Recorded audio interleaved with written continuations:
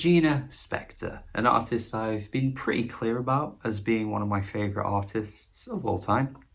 A really, really airtight discography with no bad albums. No bad albums. I'm here to say it, she doesn't have a bad album. Not even a mediocre one. Not even one I think... they're all at least good. Maybe that's bias coming through, but I don't, think they're all masterpieces or anything like that. And the quality does, vary up throughout her career, but there isn't a bad one. There's not a bad one. Having listened to so much of her music over the years, even like extra B-sides and bonus tracks and things like that, I think it's pretty safe to say that she might be one of the most unsung heroes of the singer-songwriter crowd, especially since the early 2000s. I stand by that, but maybe even of all time. I feel as though when you think of singer-songwriters that get their props, you've got your Bob Dylans, perhaps even, your Nina Simones, your Nick Caves, your Fiona Apples. I could go on and on and on and on and on. The list really does frigging go on, and it's a shame because as popular as Regina is, she's a well-known name. She's not underground or, completely undiscovered. But it doesn't seem like she gets brought up in those conversations in the same type of way, and I feel like she should. There truly is so much to love about her music, whether it's her voice, whether it's the weird dolphin things that she throws out there for absolutely no reason, but you love to see it every time it pops up. When you read into the lyrics, you suddenly love the songs even more. The wiseness that has consumed her as years have gone by, even back in her younger years, she was a pretty wise lady, but nowadays, she just feels like she's your auntie telling you how to live life. It's great, and her music is fantastic. So here we go. Before I keep rambling on, worst to best, 7 albums in her discography, 7 full-length studio albums, starting with number.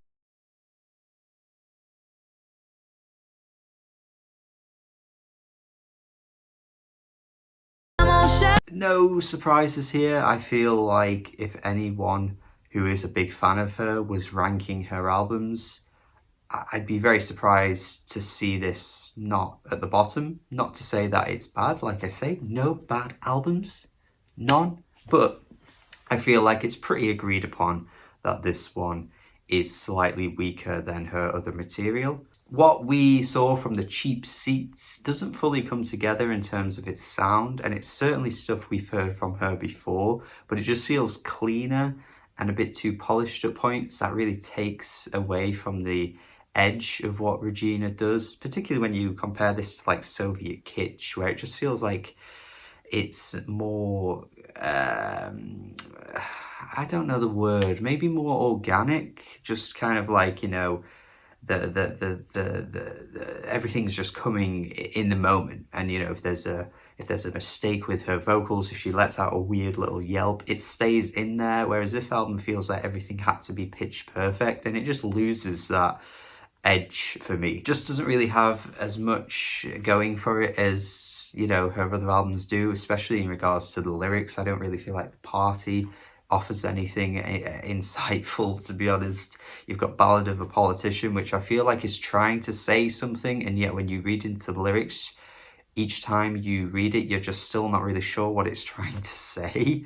Jessica is this really basic, acoustic, plucky closer that, again, nothing really comes together, I feel, in this one. It's still a solid listen, though. The music is okay, it's fine, but it's definitely her weakest album. I'd say the best thing about it has got to be the reworking of Don't Leave Me, which sometimes some of her reworkings, which I'll get to later, take away from the original, but I actually think this one adds to the original. I think this makes it a really chirpy, peppy little pop tune, and the melody is fantastic. I think the way she's singing it on this one is beautiful, really adds to the chorus as well. This is definitely the best moment on the whole thing, and everything else I could sort of take or leave. It's not a bad album by any means, but it's just her worst, and it's just not as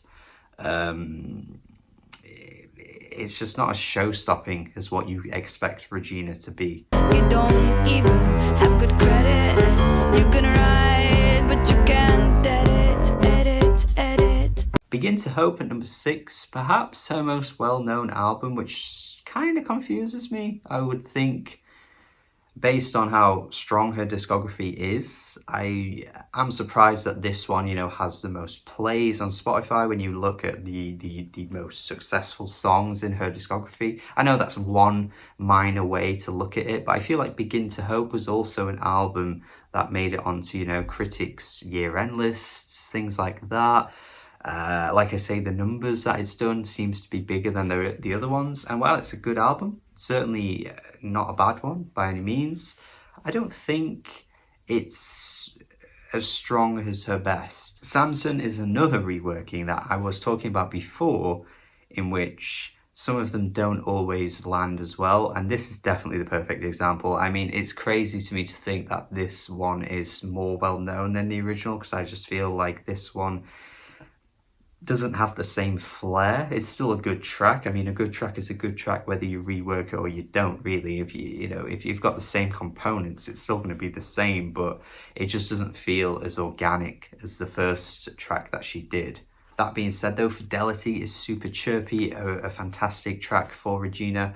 You've got Hotel Song, you've got Edit, wonderful tracks here. These are really some of the highlights of the whole thing, but other moments just kind of drag it down. Like on the radio, it's just a bit too cutesy and a bit too blech, which I think at times she is amazing at being, you know, just being this really carefree, free-spirited type of creature that just, you know, like I say, does dolphin noises of all things, and it always works. But I think this track's just kind of borders on the like too sweet for me. It's a solid album though. It's a really good one, to be fair. I think, again, weaker than some of her best, but not to be, you know, ignored or snuffed at. It's a good release. I just think personally it ranks lower for me. He don't pay rent no more, but he sure likes spot, sure likes the spot. Oh, he sure likes the spot, sure likes the spot. Oh, he sure likes the spot, sure likes. This is where things get confusing though, because to rank something at 5th out of 7 albums implies that it's weaker and it's in the lower half. But man, 1111? I can't be saying bad things about 1111, man. This is just so good. Now, this is very hard to find. This isn't on streaming. You got to really go deep to find this one. It's probably why it's one of her least talked about albums. It's also her debut album, and I feel like some people would probably think, you know, oh, she's probably finding her feet.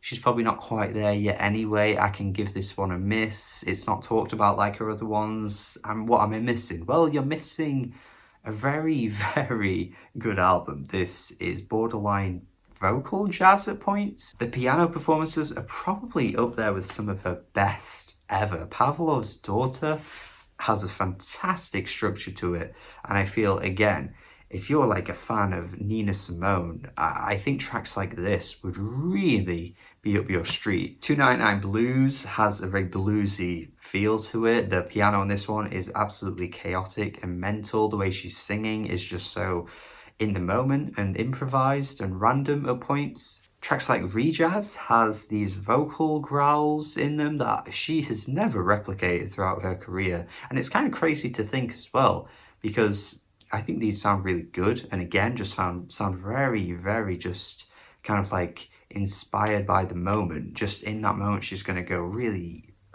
in her voice, and I kind of want to see her bring that back. An incredibly admirable debut, definitely up there with some of her best. Like I say, top 5 is good, even though if it's bottom half of her discography. Really good album, really unique for her discography. Nothing really like this, I don't think, unless you could say Songs is maybe the closest to that. But even then, there are clear differences between the two. But while we're on the topic of songs, You are my sweetest downfall. I loved you. falling to number 4 is Songs, and I say falling because this was actually originally in my top 3, but having gone through her discography extensively this past week, I think it has slightly grown off me, not massively, but just a little bit. Originally had this at the top end of her discography, but I feel like some moments don't quite click with me as much as I thought they did initially. But that being said, it's still a beautiful album and easily worthy of being considered one of her best, even if I'm not saying that right now. Reading with Pickle, amazing piano lead, definitely one of my favourites on the whole album. I've mentioned the track Samson already, being an absolutely wonderful opener to the album as well.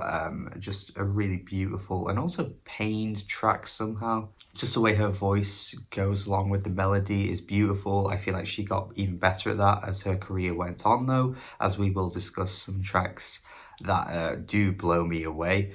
But still, Samson, for a very, very organic piano ballad early in her discography, is still up there with some of her best tracks. Really love the classical piano that comes through on tracks like Bonnie Day. I think that again is a unique aspect of her early career. As I was saying, vocal growls that come through occasionally on her debut album 1111.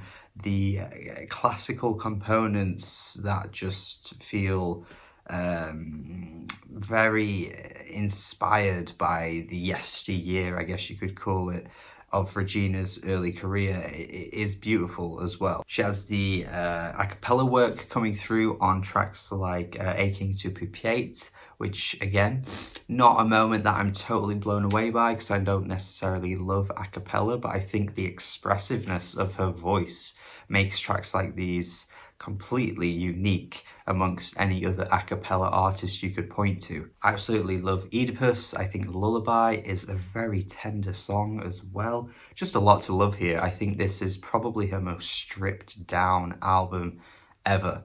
And I think it really highlights her voice. It really highlights her piano playing. And I think while at points it may, you know, just be a bit too soft for me, I still think this is great. Like I'm like, if you know, if I was doing a review, I'd give this an 8 out of 10. So that's basically what I'm saying here. I think, you know, the stripped back nature is very touching and kind of appeals to the Ichiko Aoba side of my music loving. Yeah, love this one. It's great. And yet there are 3 more that I think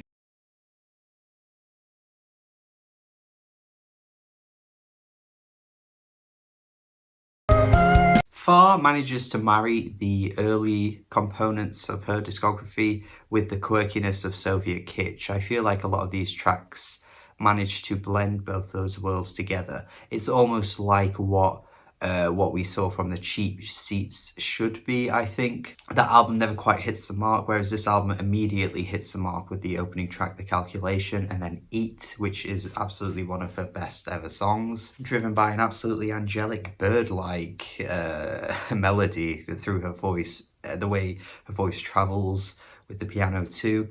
Wonderful. You've also got Two Birds, which is a really quirky little peppy piano track as well. I love the way her piano tracks are able to just take this new kind of like stompy, beat-driven approach while also keeping the piano as a main focus of the track. She does that really well on this album and a few other albums as well. There's tracks like Blue Lips, Folding Chair, which have quite stark references to blue and the sky, the ocean. It almost feels like the album's going to go in that direction with the theme. I don't know if it fully lands with that, but it doesn't really need to, because you've got really odd moments like Machine that just keep you on your toes and you're just sat there wondering what exactly she's trying to go for. But it works somehow in a kind of like Kate Bush-ish way where she's just going for the most strangest idea you could think of, and yet it just lands really well. I feel like Regina channels that perfectly on this song. Dance anthem of the 80s is what I was saying before, like tracks like On the Radio, where she goes for a cutesy, like haha, playful little melody kind of thing, and sometimes like on tracks like On the Radio, for me it doesn't land. On here though, it lands perfectly. This is such a good song. It gets you boogieing. Oh man, this track is just such a fun little tune.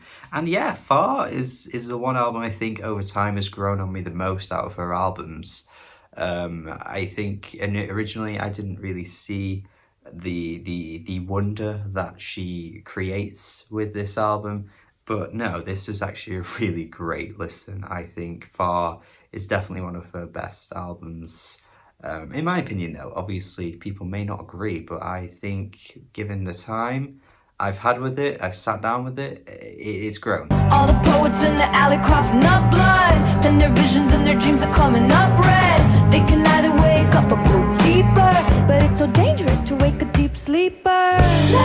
Now, a long time ago, there was a point where Remember Us to Life just slipped my memory, and I mentioned that in the video I did for this album too, which you should definitely go check out. But over time, I've realised that it was definitely one of the best albums of the 2010s, no doubt. This is a point in her career where I feel like the wiseness starts to come through. She comes across very mature on this album. She offers some really interesting insight with the lyrics. Tracks like Older and Taller are definitely coming from a place of someone who has lived and seen a lot in her life, talking about how enjoying your youth sounds like a threat because, you know, time just passes by so quickly. Black and White manages to encapsulate that feeling as well, just looking at old photos and reliving memories. The entire album is very much reminiscent of times in her life that she can just vaguely remember or vividly remember, but she writes the lyrics in such an interesting way. Sellers of Flowers,